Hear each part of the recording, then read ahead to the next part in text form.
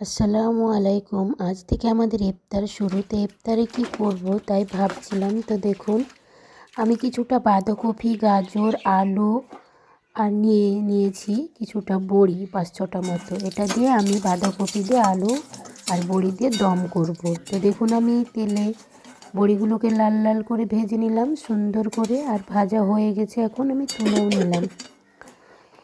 আরও আমি একটু পরিমাণ মতো তেল দিয়ে দেবো, কারণ আমার এই তেলটুকুতে রান্না হবে না, সেই জন্য দিয়ে দিলাম ফোড়নে 2টো শুকনো লঙ্কা, গোটা জিরে আর হলো 2টো তেজপাতা। ভাজা ভাজা হয়ে এলে একটু আমি দিয়ে দেবো বাঁধাকপি, বড়ি, আলু, গাজর সব একসঙ্গে দিয়ে দেবো। ভালো করে নাড়াচাড়া করে নেব। তার আগে দিয়ে দেবো এখানে আমি পেঁয়াজ আর রসুন। কাঁচা লঙ্কা কিন্তু দেবো না আমি এখানে। ঝাল লঙ্কা গুঁড়ো দিয়ে দেবো, স্বাদ অনুযায়ী লবণ, হলুদ গুঁড়ো আর ঝাল লঙ্কা গুঁড়ো দিয়ে দিলাম।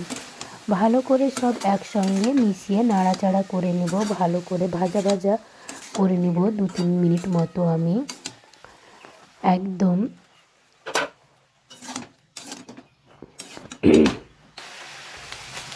ভালো করে, আর এখানে দিয়ে দেবো জিরে গুঁড়ো আর দিয়ে দেবো ধনে গুঁড়ো। সব মশলাগুলো আবারও ভালো করে নাড়াচাড়া করে মিশে নেব। যতটা আমি আগে মশলা দিয়ে ভাজা ভাজা করে নেব, তো কাঁচা গন্ধটা থাকবে না কপির, তো খেতেও খুব ভালো হবে। আপনারা এইভাবে দমটা বানাবেন, খেতে ভালো হবে। আর কিছুটা আমি ছোলার ডাল ভিজিয়ে রেখেছিলাম 10 মিনিট মতো, সেটাও দিয়ে দিলাম। তো এইরকমভাবে আপনারা দম করতে পারেন, খেতে খুব ভালো হবে। গরম গরম ভাত, রুটি দুটোর সঙ্গে খেতে খুব ভালো হয় এই রেসিপিটা। দুর্দান্ত স্বাদের রেসিপি। যারা যারা এখনও খাননি, তো চটজলদি বানিয়ে ফেলুন তাড়াতাড়ি এই রেসিপিটা। দিয়ে দিলাম আমি এখানে গরম জল অ্যাড করে দিলাম। ভালো করে জলের সঙ্গে মিশিয়ে নাড়াচাড়া করে আমি এখন 5 মিনিটের জন্য ঢাকা দিয়ে দেবো।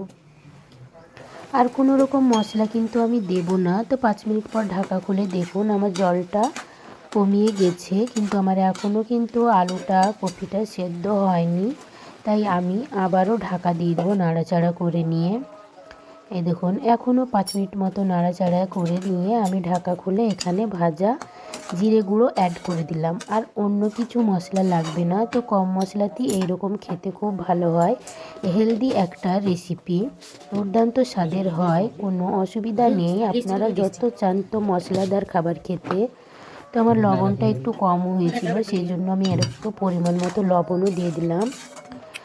যত মশলা কম খাবেন তত শরীরের পক্ষে খুব উপকারী। মশলাদার খাবার খেলে কিন্তু শরীরে অসুস্থতা খুব বেশি। তো আমি এখন নামিয়ে নেব। আমার হয়ে গেছে এই রেসিপিটা। দেখুন, নামিয়ে নিলাম। আর আমি ইফতারের থালাতে আমি প্লেটে দিয়েও দিলাম অল্প পরিমাণে সবজি। আর দিয়ে দিয়েছি এখানে মাংস। এখানে আমি রুটিগুলোও ভেঙে দিলাম। তো এখানে দিয়ে দিলাম বাঁধাকপি, আলুর দম, আঙ্গুর, হালুয়া, খেজুর, কাজু, নারকেল নাড়ু, কুল আর মাংস দিয়ে দিলাম। খুব সুন্দর। এ পর্যন্তই শেষ করলাম আজ। ভালো থেকো, সুখে থেকো। আল্লাহ হাফেজ।